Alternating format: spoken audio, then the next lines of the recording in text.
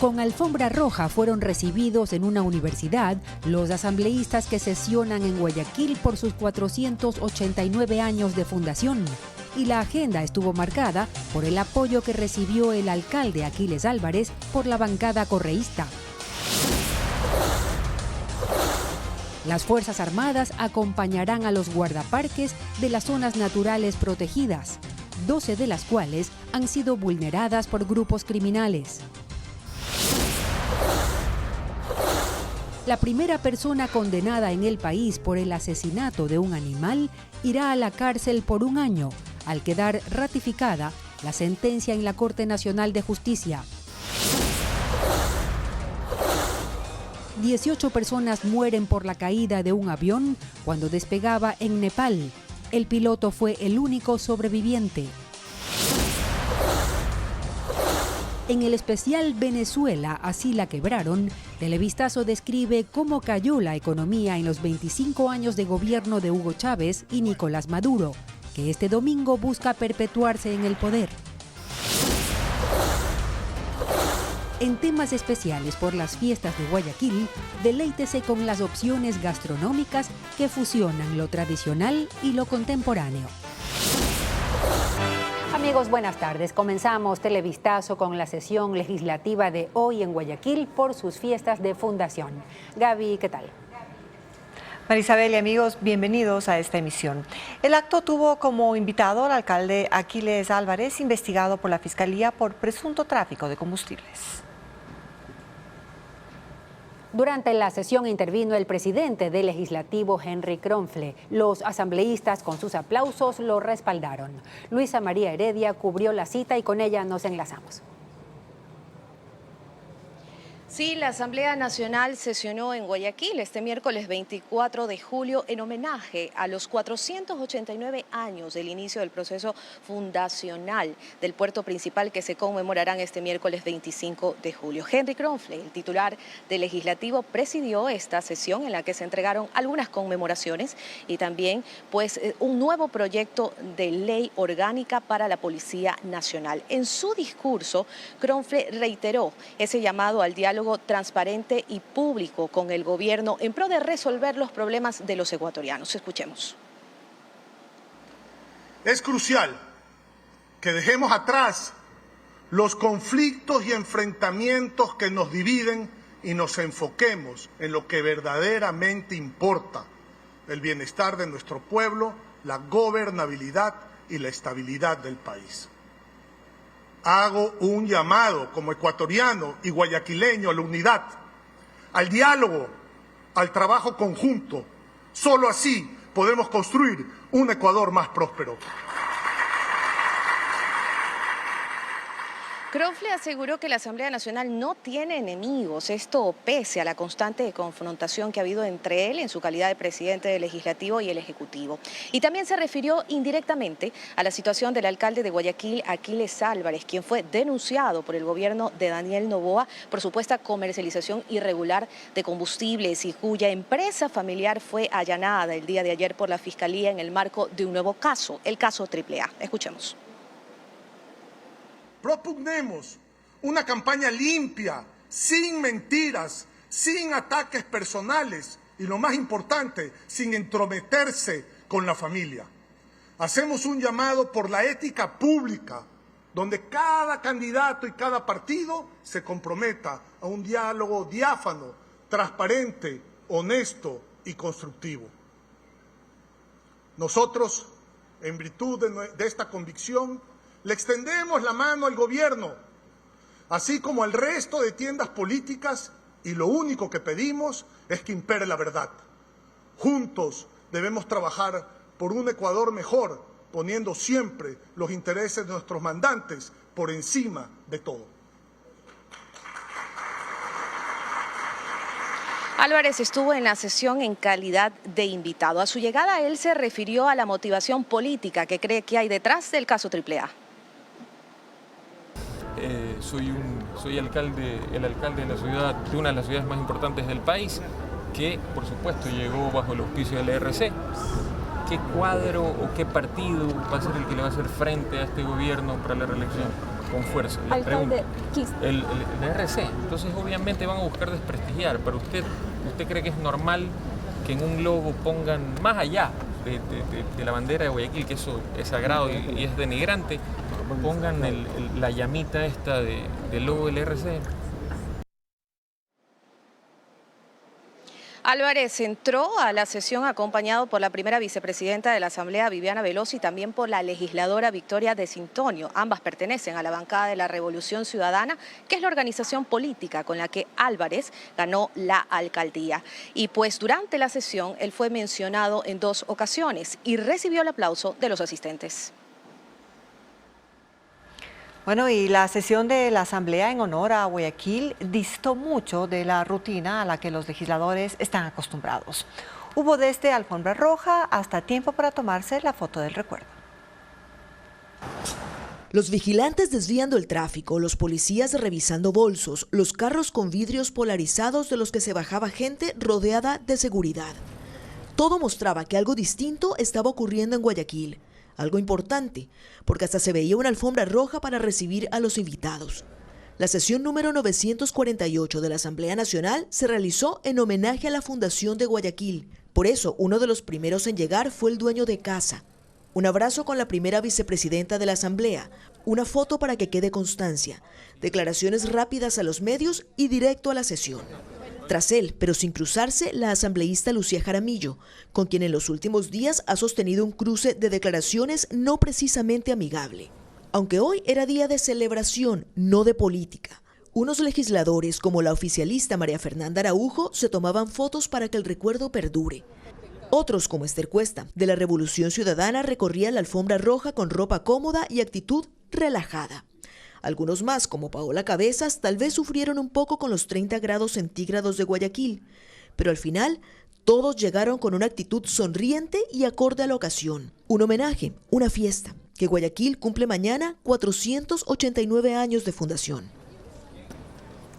Los militares darán seguridad en las áreas naturales protegidas que ocupan el 20% del territorio nacional ante las denuncias de los guardaparques. Minería, tala ilegal, tráfico de combustible, droga, flora y fauna e invasiones de tierra constan entre los delitos más comunes, como reporta Vanessa Robles. El crimen organizado también alcanza las áreas protegidas de Ecuador, custodiadas por 620 guardaparques. Por eso el Ministerio de Ambiente, Ministerio de Interior y de Defensa dispusieron que personal militar les dé acompañamiento en sus espacios de trabajo, como respuesta a la solicitud del gremio realizada a inicios de julio por amenazas recibidas. Televistazo solicitó al Ministerio de Ambiente el registro de cuántas de las 78 áreas protegidas han sido escenario de delitos, pero no poseen esa información. Quien sí tiene una aproximación es el Fondo Mundial para la Naturaleza. Detalla que al menos 12 zonas protegidas han sido vulneradas, principalmente las marino-costeras, y las agrupa según los delitos más comunes. El tráfico de drogas y de combustible, por ejemplo, ha sido frecuente en la Reserva Ecológica Cayapas-Mataje, en Esmeraldas, en el Parque Nacional Machalilla y la Reserva Marina Cantagallo-Machalilla, ambas en Manabí, y las áreas protegidas del Golfo de Guayaquil, en la provincia del Guayas. El tráfico de especies, la minería ilegal y la tala ilegal se han registrado en el Parque Nacional Podocarpus, ubicado entre Loja y Zamora Chinchipe, en el Parque Nacional Cayambe-Coca, que abarca Imbabura, Pichincha, Sucumbío y Napo, y en el Parque Nacional Sumaco, Napo-Galeras, entre Napo, Sucumbíos y Orellana. Este es un secreto a voces. ¿Quién va a arriesgar a su familia si es que le dicen, mire, por aquí no pasas tales días o no pasas nunca, porque si no te vamos a hacer daño? Es imposible que los guardaparques que no tienen armas puedan hacer su trabajo en esos sitios, ¿no? El Sistema Nacional de Áreas Protegidas fue concebido para defender la biodiversidad del Ecuador y actualmente ocupa un 20% del territorio nacional. Pese al anuncio, ni el Ministerio de Defensa ni el de Ambiente han confirmado cuántos militares irán a estas áreas, ni desde cuándo inician los operativos.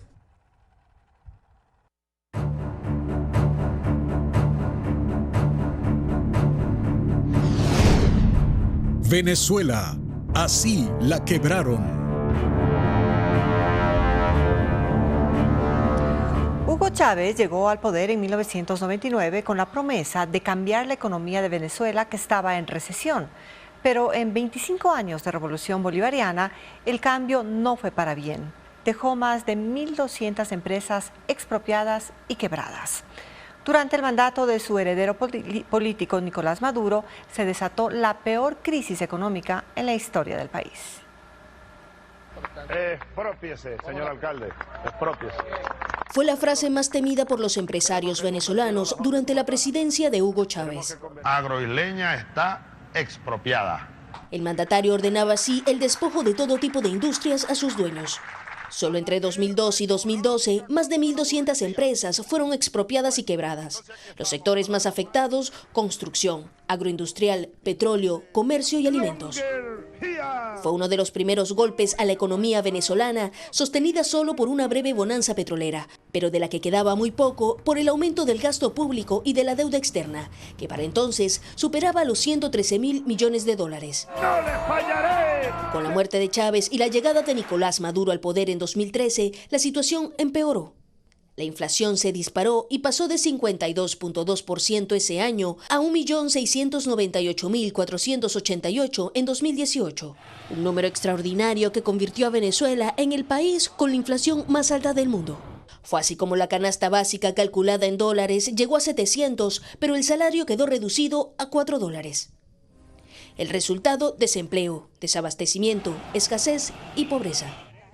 Los productos de primera necesidad desaparecieron de los anaqueles. El bolívar perdió su valor. Era más fácil pesarlo que contarlo por la cantidad de billetes que se necesitaban para comprar cualquier producto. Entonces se fueron eliminando ceros a la moneda para intentar enfrentar la devaluación. 5 en 2018, otros 6 en 2021. Fue una crisis que provocó la migración de más de 5.7 millones de venezolanos. Lejos de reconocer la economía que había heredado y que tampoco logró enrumbar, Maduro responsabilizó de la situación a las sanciones impuestas por Estados Unidos, que impedían importar productos y bloqueaban la venta de petróleo, principal fuente de ingresos del país. Venezuela se recupera, Venezuela crece. El respiro llegó a partir del 2022. Venezuela manifestó algunas tasas positivas de crecimiento porque el gobierno mejoró sus relaciones con el sector privado, abrió las fronteras para ayudar al comercio y, para intentar solventar la escasez de combustible, sumó la opción de comprar gasolina a precio internacional, unos $2 por galón, aunque con un abastecimiento intermitente. Pero su giro más radical fue la dolarización informal, dejando el bolívar como referencia o segunda opción de pago. Así el gobierno logró estabilizar los precios, aunque no quiere decir que sean bajos. Por ejemplo, en Ecuador el empaque de 4 rollos de papel higiénico más económico del mercado cuesta aproximadamente $2, mientras que en Venezuela el mismo cuesta 5. En 2024, Maduro subió el sueldo a $130 mensuales, pero es una mezcla del salario básico con una serie de bonos a los que no toda la población tiene acceso. Aunque parece inexplicable, la reactivación económica de Venezuela surge de las sanciones internacionales impuestas a funcionarios del gobierno bajo sospecha de narcotráfico, que se vieron obligados a invertir la fortuna que han amasado durante la revolución bolivariana en el país. Al no poder sacarla, construyen edificios, inauguran centros comerciales, abren restaurantes y viven una vida de lujos en lo que ahora llaman la Venezuela VIP. El gobierno dice que el país se arregló, pero la reactivación no abarca todos los estratos, ni siquiera todo el territorio. Se da en zonas específicas como Caracas, Valencia, Maracaibo, Puerto La Cruz y la isla de Margarita. Poblaciones más pequeñas están hundidas en la crisis con fallas graves en los servicios públicos.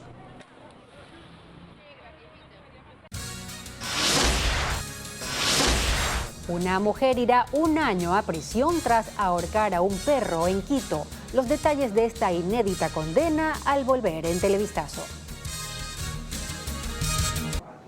Un incendio forestal en Loja arrasó con árboles de pino y pajonales en el cantón Quilanga. Hay 50 hectáreas afectadas. Alejandra Sánchez amplía el tema. 50 hectáreas de vegetación fueron consumidas por el incendio forestal en el sector Cabullos del cantón Quilanga, provincia de Loja.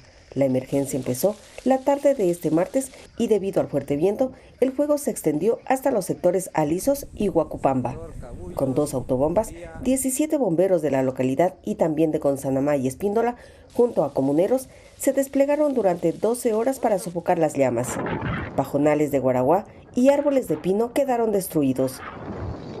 Conejos, serpientes y aves nativas fueron encontrados calcinados, mientras que algunos ciervos alcanzaron a salir a tiempo del área. El incendio ya fue controlado. Sin embargo, personal del Cuerpo de Bomberos permanece en el sitio, monitoreando el área en caso de que el viento reactive el fuego. Por primera vez en Ecuador, una persona irá a prisión por el asesinato de un animal. Se trata del caso del ahorcamiento de un perro en el sur de Quito, como informa Fabiola Santana. Se hizo justicia con Spike, el husky siberiano ahorcado con una soga suspendido en un árbol en el sector La Argelia, sur de Quito. Este martes, un tribunal de casación de la Corte Nacional de Justicia dejó en firme la sentencia de 1 año de cárcel para María Colcha Palate, quien en noviembre de 2022 mató a un perro de 1 año y 7 meses de edad. La crueldad con la que lo hizo se viralizó en redes sociales dentro y fuera del país. El asesinato ocurrió cuando el dueño de Spike estaba fuera de la ciudad y quedó a cargo de un familiar. La mascota se salió del predio, fue atada del cuello por Colcha y llevada hacia el árbol para enganchar la soga, jalarla y asfixiarla con su peso. La necropsia determinó que Spike murió por colapso pulmonar y congestión generalizada en todos los órganos. 1 año 8 meses después, el caso llegó a la Corte Nacional de Justicia, que sentó jurisprudencia y por primera vez una persona irá presa por la muerte de una mascota. Antes se veía a los animales prácticamente como parte del patrimonio de las personas.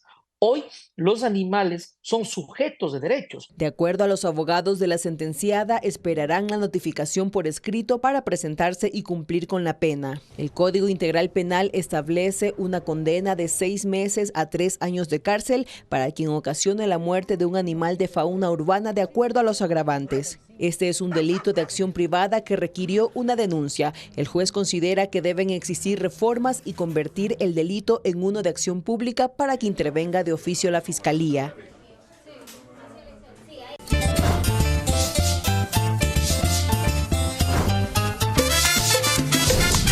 Guayaquil, ¿cómo hacer la tuya? Sushi de verde o croquetas rellenas con caldo de salchicha. Pues sí, así es de variada e innovadora la gastronomía guayaquileña. Hasta los platillos internacionales han tenido que adaptarse a la sazón guayaca. Estefanía Arias con el recorrido.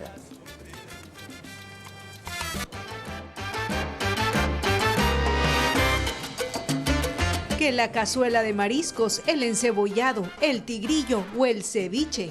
La riqueza gastronómica de Guayaquil es inconfundible y sin duda será la mejor anfitriona para los turistas durante las fiestas julianas. Eso sí, el sabor guayaco no se puede perder en cada platillo, por lo que hasta las opciones internacionales han tenido que modificar sus recetas para incluir los ingredientes tradicionales. El sushi, por ejemplo, de origen japonés, hecho con arroz blanco, cambió. En Santo Verde crearon el sushi de verde, un rollo de 7 bocados. Pero en este caso nosotros tenemos una masa de verde hecha con salprieta y maní un poco. En este caso tenemos chicharrón, quesito, lo hacemos con el rack, que es para hacer los sushi, y lo mandamos a la freidora. ¿Pero este sushi se come con palillos o no? De ley tiene que ser con cubiertos. Nosotros somos ecuatorianos aquí y nos basamos siempre en nuestras raíces. En la costeñita quisieron mantener parte del nombre de las croquetas españolas hechas de una salsa blanca y reemplazaron su relleno con el famoso caldo de manguera. Todo el relleno de la manguera, que se podría decir, está dentro de nuestras croquetas. Son crujientes por fuera, cremosas por dentro y tienen todo el sabor de la salchicha. Y lo acompañamos un poquito de limón, entonces usted prueba y se está comiendo un caldo de salchicha completamente delicioso. Pero el chef también quiso fusionar un tradicional postre guayaquileño y creó las croquetas de arroz con leche. Todo el sabor del arroz con leche, porque lo cocinamos con leche, canelita, tiene todas las especias y lo apanamos y lo hacemos caliente, se fríe y se lo combina con helado. Entonces esa combinación de crujiente, caliente y helado es espectacular. Es inevitable no invocar al ruiseñor de América al ver esta hamburguesa de Mundo Burger. La llaman JJ. Siendo una comida chatarra de Estados Unidos, aquí en el puerto principal la encuentra con maduro frito, sal prieta, salsa de queso, tocino crocante y carne. Así es como este sector busca mantener esa sazón de antaño. El guayaco como tal le gusta bastante sentir sabores fuertes, sabores como el maní, como el verde, como el queso, el chicharrón que esté bien crocante. Por eso dicen que en Guayaquil hay opciones para todos los paladares. ¿Qué plato elegir? Ya dependerá de su hambre.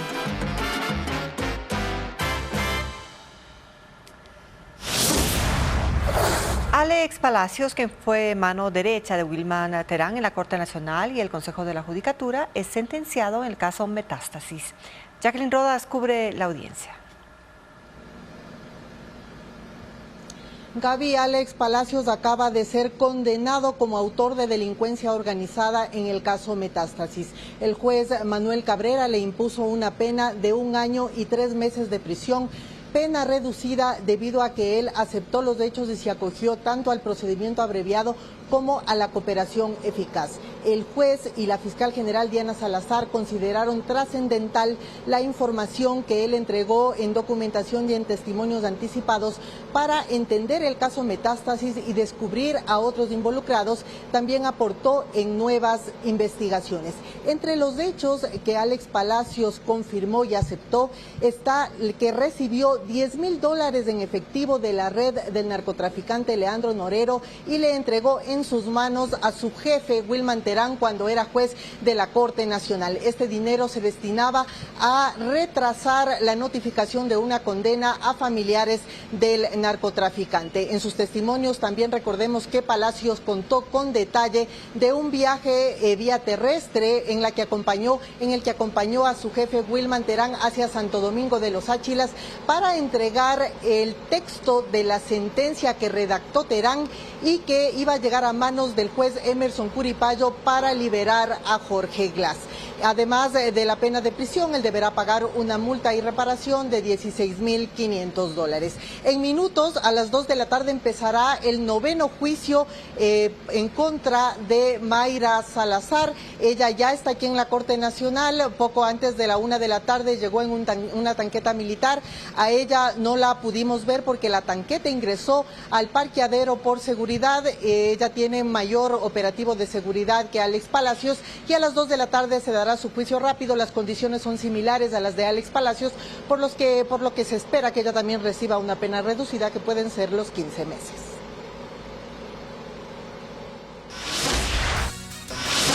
$18 personas murieron en un accidente aéreo en Nepal. Ya volvemos con los detalles del siniestro donde solo hubo un sobreviviente.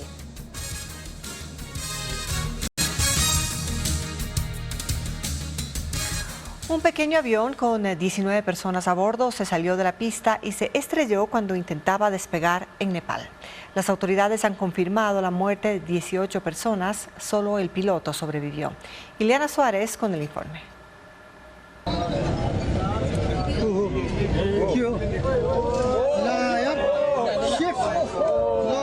El accidente ocurrió durante la maniobra de despegue de un avión de la aerolínea Saurya.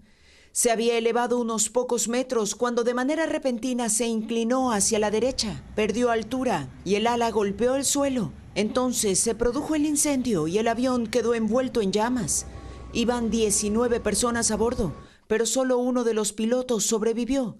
Los pasajeros eran 17 técnicos que debían partir del Aeropuerto Internacional de Katmandú hacia la terminal de Pokhara, inaugurada en enero y equipada con hangares de mantenimiento de aviones.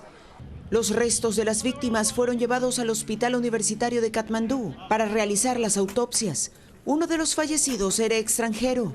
Los equipos de emergencia y los investigadores realizan su trabajo en la pista, por lo que el aeropuerto ha suspendido sus operaciones.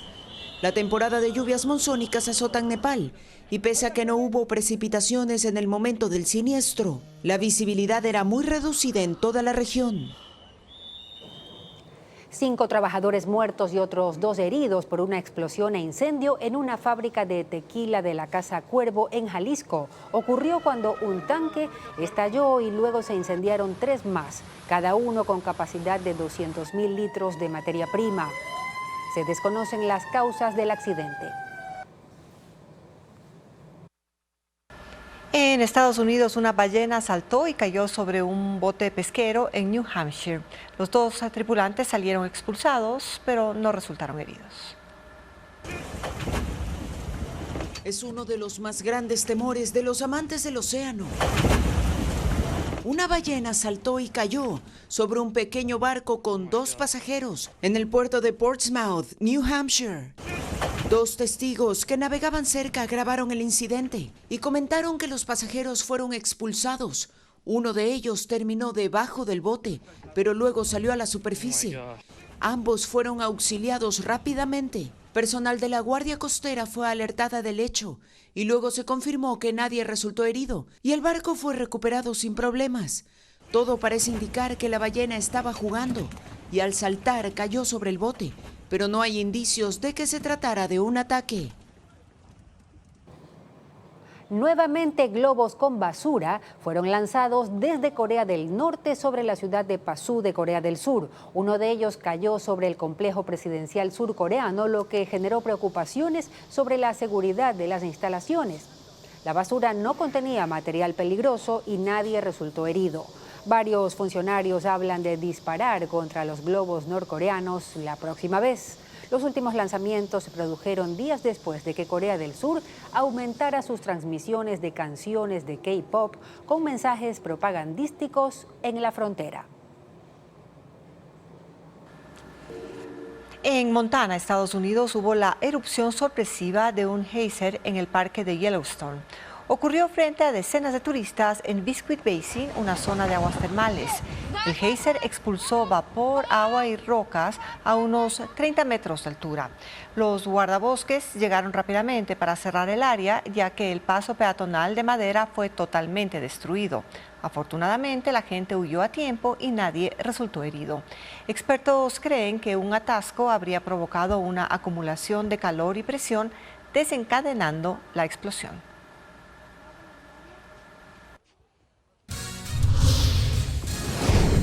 Más adelante, en breve, informe especial desde París con nuestro enviado Luigi Marchele. París extrema su seguridad a 2 días de la inauguración de los Juegos Olímpicos. Los detalles luego de la pausa. La instalación Quimera del artista Tué Miranda se exhibe en el Museo del Cacao en Guayaquil. Y en Quito, la Casa de la Música alista un recital de violín y piano con una artista ucraniana y un español. Estefanía Arias con la agenda cultural.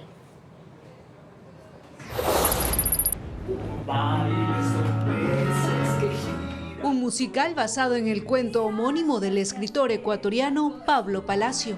La doble y única mujer se presentará en el Teatro de la Asociación Humboldt en Quito. Andrés Novoa y Sebastián Catán dirigen esta puesta en escena de 70 minutos que acercará al público a un personaje intenso que cuestiona un mundo arbitrariamente normal. Ven cerca, sonríe. Las funciones serán el viernes 26 a las 19 horas y el sábado 27 a las 18 horas.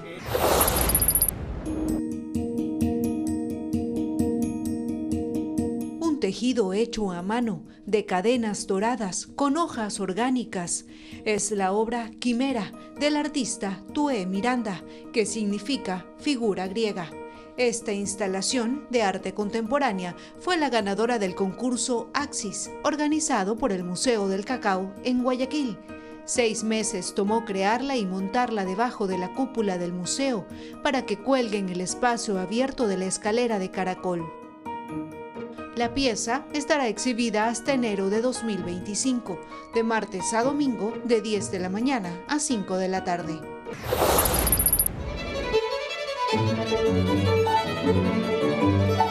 Un recital con obras musicales de grandes compositores europeos, Saint-Saëns, Turina, Granados y Saracen, pondrá sobre el escenario a 2 destacados artistas, la violinista ucraniana Maria Melnichuk y el pianista español Jesús Ríos.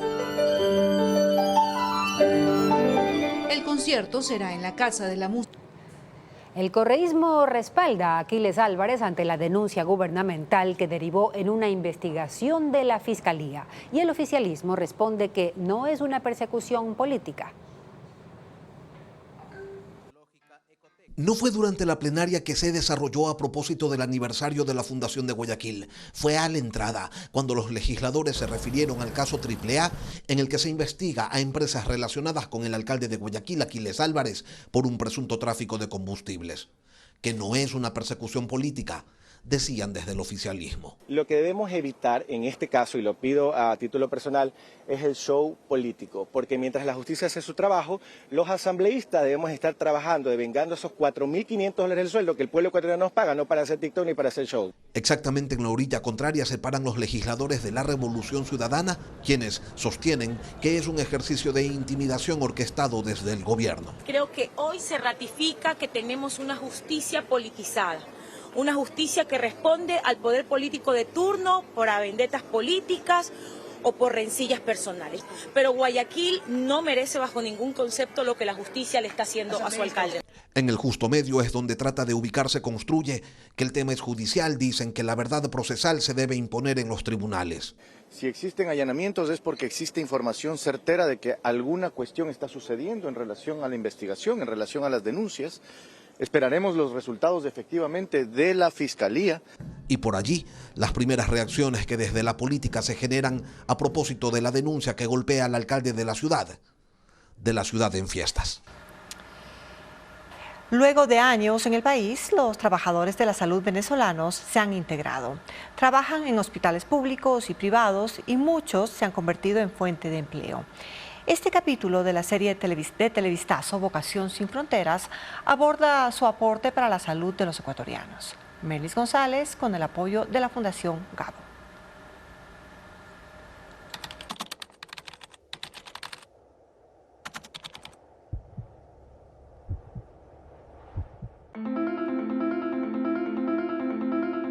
El aporte y la vocación de los trabajadores de la salud venezolanos que emigraron a Ecuador fue puesto a prueba poco tiempo después de su llegada al país. Sin ningún tipo de problema. La bacterióloga Nairobi González estuvo en la primera línea contra el COVID. Tomó más de 10.000 muestras a pacientes contagiados en Quito y otras ciudades. Yo estudié para esto. Yo no puedo permitir que mi hijo crezca y cuando pregunte qué hizo mi mamá en la pandemia y yo le diga solo quedarme en casa encerrada, yo no lo podía entender. No podía entender eso. Ser personal de salud extranjero que ofrece sus servicios en Ecuador les ha dado recompensas, pero ha implicado sacrificios. Poco a poco fueron enfermando mis familiares. Gracias a Dios, no hubo nadie que murió por COVID, pero sí murieron mientras yo estaba aquí. Y eso ha sido lo más duro. Que se mueran las personas que tú más amas en el mundo. Y que no puedes estar allá. Con su esfuerzo se han integrado completamente al sistema de salud ecuatoriano. Dicen que con una mezcla de sus conocimientos y carisma. Los pacientes, el mismo calor con el que nosotros lo atendimos, ese calor fue recibido también y pues nos quedamos con ellos. Creo que con amor, demostrándole a mi paciente que con amor se puede lograr muchas cosas y aliviándole y poniéndome los zapatos de ellos, creo que me ganaron su respeto y su amor. Muchos migrantes ya tienen entre 5 y 8 años residenciados en Ecuador, tiempo en el que han sido contratados en hospitales públicos o han abierto sus propios consultorios. Ya el generar empleo es algo muy bonito saber que estás ayudando a personas que no tenían empleo, que tenían años sin trabajar. Había enfermeras que no tenían trabajo, pero estaban calificados para hacer tomas. Entonces contratamos enfermeros. Ya teníamos el personal cuando decidimos montar como centro médico. Y hay algo que siempre me parece bonito. En mi primer año que nosotros hicimos la cena de Navidad, éramos 3 personas. 3 personas. Y la cena de Navidad de este año éramos 25. Empleo y estabilidad buscaban cuando migraron. Aquí hallaron un poco más. Hoy en día valió la pena. Estoy en mi consultorio, gracias a Dios. con mis pacientes que me quieren, siento que me quieren. Mi hijo es ecuatoriano, quiteño, él es feliz, él te digo que prefiere el arroz y el café que la arepa. Me ha dado una familia maravillosa, me ha dado familia de la vida, me ha hecho crecer como profesional. Mis estudios son de Venezuela, pero mi práctica profesional y mis pacientes muy queridos, hay pacientes muy queridos que son ecuatorianos. Entonces, no sé si definirme como una odontóloga venecuatoriana, tal vez, no sé. Ha sido como un enamoramiento paciente-médico que ha sido bien chévere, de parte y parte. Ha sido un amor entre los dos. La decisión radical de irse de casa se convirtió así en un viaje de adaptación, integración y renacimiento en Ecuador. Un lugar que puso a prueba su voluntad, espíritu de supervivencia y paciencia, pero donde han encontrado una nueva vida, un nuevo hogar.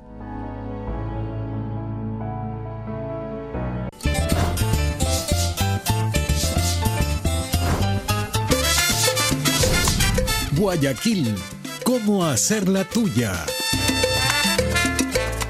Por el distanciamiento político, en Guayaquil se preparan 2 sesiones solemnes por los 489 años de fundación de Guayaquil que se celebran mañana. Además, habrá retretas y eventos gastronómicos, como detalla Luis Alfredo Zúñiga. En la explanada del Centro Cívico en el sur de Guayaquil, se arma la tarima para la sesión solemne del gobierno que presidirá el mandatario Daniel Noboa. Se prevé que 5.000 personas asistan al evento, por el cual no se cerrarán vías. La sesión solemne inicia a las 6 de la tarde y el dispositivo de seguridad se activa a partir de la 1 con diferentes anillos de seguridad, 100 miembros de las Fuerzas Armadas y presencia policial. De 250 a 300 servidores policiales de las diferentes unidades. Una hora más temprano, a las 5 de la tarde, iniciará la sesión solemne del municipio, con Aquiles Álvarez a la cabeza. El evento se desarrollará en el Palacio de Cristal, donde habrá un dispositivo de seguridad con 180 policías. En el sitio también se levanta una tarima. Desde las 3 de la tarde, se restringirá la circulación en la avenida Eloy Alfaro, desde Febres Cordero hasta Olmedo. Además, la avenida Malecón Simón Bolívar será peatonal desde Olmedo hasta 10 de agosto. Este miércoles también serán eventos por las fiestas julianas. La calle Panamá será escenario de una retreta musical, mientras que el jueves arranca la edición 11 de la Feria Raíces, que tendrá 24 huecas gastronómicas en el Centro de Convenciones en el Norte, hasta el 28 de julio. También se dará la unción cívica en el hemiciclo de la Rotonda al mediodía y habrá más eventos musicales en el Teatro Centro de Arte desde las 6 de la tarde.